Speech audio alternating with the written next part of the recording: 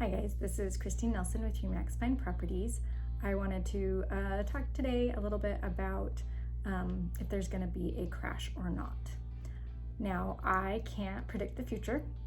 I can only tell you what I have heard, what I see, more importantly, what some smarter, more analytical people are saying. A lot of people right now are comparing what's going on right now in the housing market to the 2007-2008 market bubble crash. There are a lot of reasons that most analysts don't believe that this is going to be similar.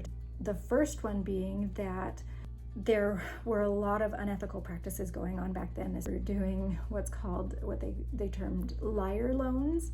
Basically, anybody could go in, lie on a piece of paper, and there was not a lot of vetting going on, making sure that the person actually worked at that company, made that amount, could afford this loan, and were getting loans. It was much, much easier than it is now if you've been through the process. It is not easy to get a loan now. There's a lot of vetting, a lot of paperwork. It's much more strict, which is the way it should have been back then. In 2007, 15% of buyers were getting adjustable rate mortgages. In 2020, that was only 4%. Adjustable rate mortgages, maybe they have a fixed rate for a few years and then they become adjustable. In 2007, you have these rates start going up, maybe people coming off of that fixed rate period, and we had an interest rate of about 6%. And so suddenly they're not able to afford their house. So they're having to foreclose or default or short sale. Another thing that was happening was we had a lot of oversupply. Because we had these liar loans going on, new builds were not being able to keep up with demand. So we had 4 million existing homes for sale in July of 2007. In 2021, we have 1.16 million. So we have a little over a quarter of what we had in 2007. So we are not seeing oversupply by any means. Supply is actually down because of the lumber costs, and builders. Honestly, builders lost a lot in 2007, and they're refusing to make those same mistakes, which is good. We really need lumber to get back to normal prices, and we need things to change so that we can get more houses on the market and get people homes. It's really difficult. So we have a lot of supply and demand issues that are going on right now. Something that's fantastic is the typical down payment in 2021 is 15.9%. Down payments in 2007 was 9%.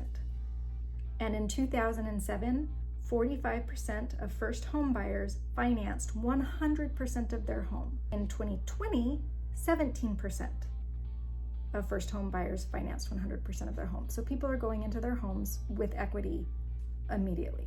And so you're not going to have a ton of these upside down people that you did back then. And people who are upside down, most of them have fixed rate mortgages. So even if they're upside down, they can continue to make their mortgage payments. I don't think we're going to see a ton of people upside down. I do think that we are going to have a correction. A correction in the real estate market is when housing prices drop up to 9% less than they were the previous year. More than 9% and it's a crash. I don't think we're going to have a crash, but again, I don't know the future. This is just my personal feelings.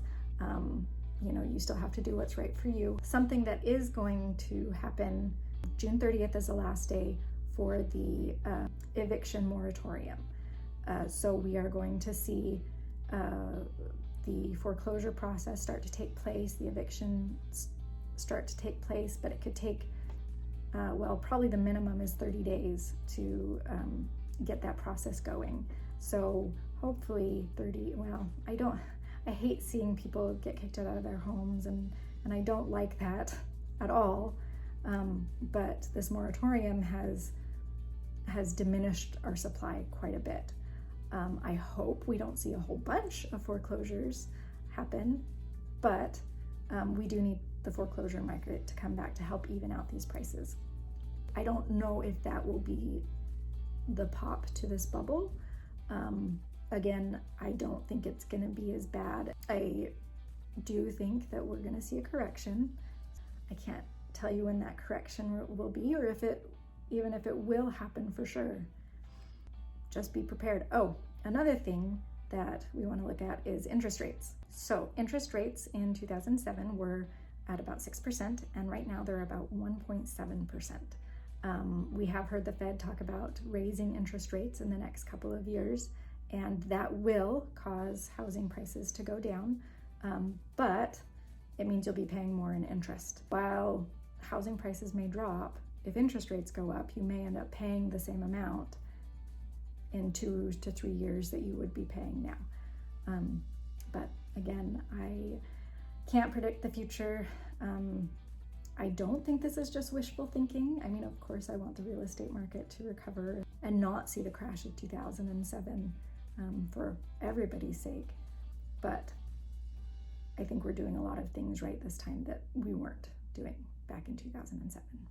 So anyway, if you have any questions about the real estate market, please feel free to send me a message or give me a call, and I can help you out. I will talk to you guys later. Bye.